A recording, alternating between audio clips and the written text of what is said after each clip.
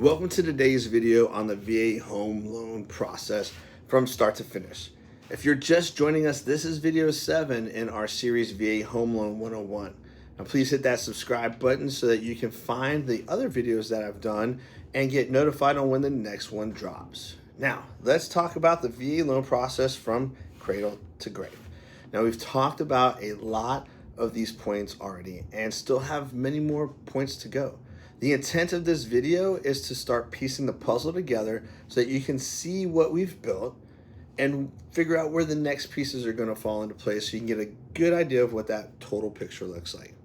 Now, if you're a veteran, active duty service member, eligible guardsman, reservist, or an eligible surviving spouse ready to buy a home with a VA loan, this video is going to break down the entire process from start to finish, from finding a VA savvy real estate agent to closing day. That way you know exactly what to expect and how to avoid delays.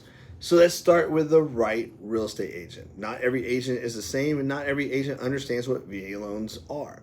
You need someone who knows how to work with VA lenders, who's familiar with the minimum property requirements, and who won't waste your time showing homes that they won't even qualify, or even better, the seller won't even work with.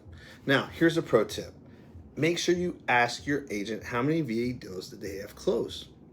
That's important, right? Experience is key. Next, get that pre-approved letter from the VA approved lender. You'll submit your income, your service history, and your credit information. The lender will determine your certificate of eligibility and what you are able to qualify for a loan. And they will give you a pre-approved letter showing you how much you can afford.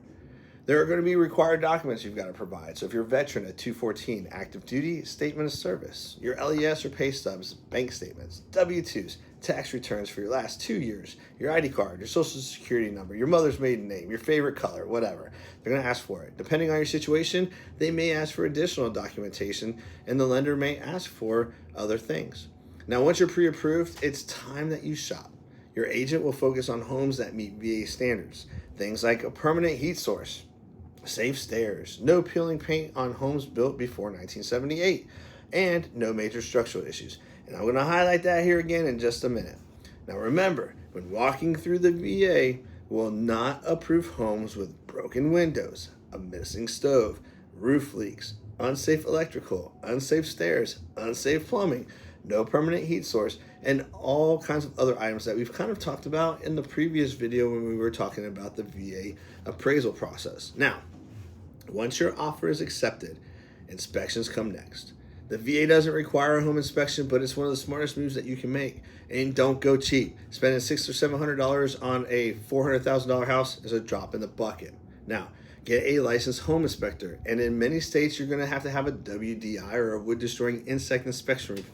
And that could also be required by the lender. Now, home inspections cover the roof, the foundation, the HVAC system, the plumbing system, electrical systems, appliances, the structural integrity, so much more, sprinklers, pools, whatever you might have. WDI inspections check for termites, carpenter ants, and wood-boring beetles. That's why it's called a wood-destroying insect report and not a termite inspection. Now, at this point, you will want to start shopping for homeowners insurance as well and have it finalized before closing, because your lender will need proof that your house is insured, and that way they can add the cost to your prepaid expenses and determine your escrow payment. In most cases, you're going to have to pay about 16 months in advance for your homeowner's insurance. Now, once you have had repairs that have been negotiated, your lender will order an appraisal through the VA portal. Now, this isn't a full inspection, it's a valuation and a livability check to confirm that the home is worth the loan amounts and that it meets the VA's MPRs. Now, VA appraisals are typically done within 10 business days of being ordered. And then they use comparables within 1 mile and 10 to 20% of the size of the house. Now, they also check for heat sources, the roof. They check for safe access, structural integrity, no exposed wires, no pest issues. Now, they're not going on the roof. They're just visually looking at it. Now, once inspections are done and the appraisal is in, your lender moves everything to the underwriting department. You may be asked for updated bank statements, pay stubs, or letters of explanation. Common final documentation needed include an updated LES, a proof of earnest money, an insurance binder, Any conditions from the underwriter being taken care of, such as explanation letters for large deposits or expenses. Now, the timeline for underwriting, usually about 3 to 10 days, depending on the complexity of the file, weekends, holidays, and how busy the lender's underwriting department is. Now, right before closing, you'll do a final walkthrough to ensure that the property is in the same conditions as when you went under contract, and that the agreed repairs that you have agreed on have been completed.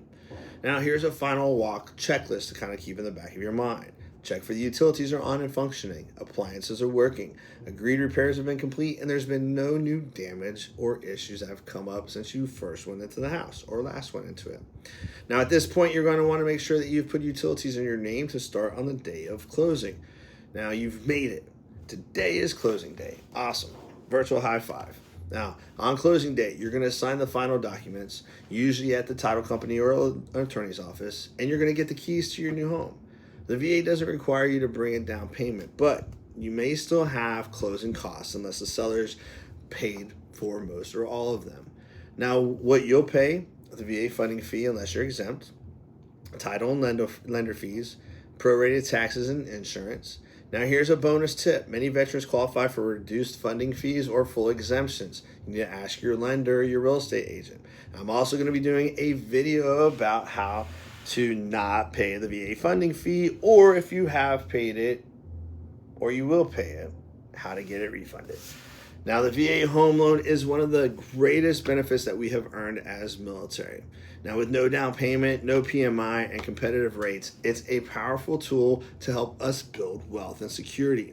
Now, if you're ready to take the next steps to work with a VA knowledgeable team and to make your dream homes a reality, let me know. Look in the description for a list of the most common things that lenders are going to ask for. Start collecting them and save them in a folder on your laptop or your desktop or even in your email. That way, when they ask you for these documents, you can provide them with that military precision that we know you have. Now, if you're thinking about purchasing a home and you're not in the San Antonio area, don't worry about it. I have dozens of friends that are real estate agents across the country. Most of them, pretty much all of them almost, are veterans, so they get it, they understand it, they've used it themselves, right? Because birds of a feather, they tend to flock together, right? So they say. But if you have any questions about the VA home loan process from start to finish, put it in the comments. I answer every comment that I see pop up in my emails. So ask the questions. I'll take care of you. That's what we do, right?